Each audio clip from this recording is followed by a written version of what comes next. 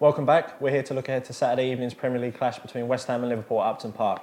Matt, this is Liverpool's first game after the Champions League match. It's a new experience for a lot of them players. How do you think they'll cope? It'll be interesting, won't it, to see how they cope. I mean, like you say, it's a new experience. You know, the reason they were so good last season is because they had the whole week to prepare, didn't they, in the Premier League? You know, everyone knows they came second, did really well. But, you know, like you say, this is Champions League football. I know it was at home, you know, obviously a away match would have been a lot different, but it still took a lot out of the players, didn't it? You know, you'd expect it to be a comfortable home win. It wasn't comfortable, far from that at all. Ludogorets probably feel they should take something from that game.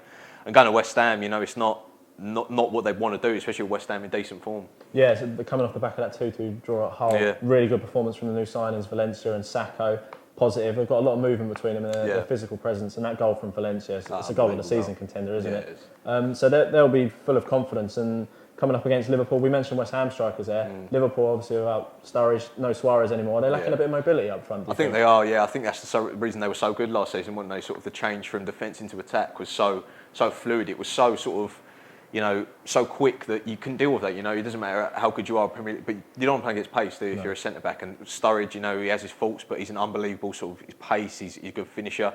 Balotelli's a great footballer. We all know that, you know, but he's very static, isn't he? Do you think it's easy to mark? He is easy to mark. Yeah, don't get me wrong. The goal he scored in the Champions League, he can bully people. You know, he's big and strong, but I do agree that he's easy to mark. You know, he doesn't move too much. He doesn't run the channels. Sturridge does. I'm not saying that's his game. That's his only part of his game, but he can do that. And I just worry for their movement in this game. I worry if they've got enough sort of threat with Lallana still coming back, and it's difficult to see. I mean, West Ham, their fans, they'll probably be expecting to win, won't they, here?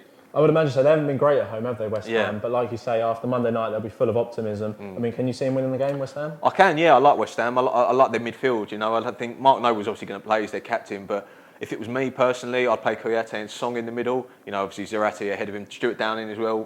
We both mentioned, you know, he's in good form as well. Playing in a central position, isn't he, with Valencia up front. I think they've got a lot about them though, West Ham. You know, they're not just about, obviously, Andy Carroll, you know, him being out. It's probably a bit of a blessing because they always play long ball, don't they? So, for me, I'm going to back West Ham to win this game 2-1.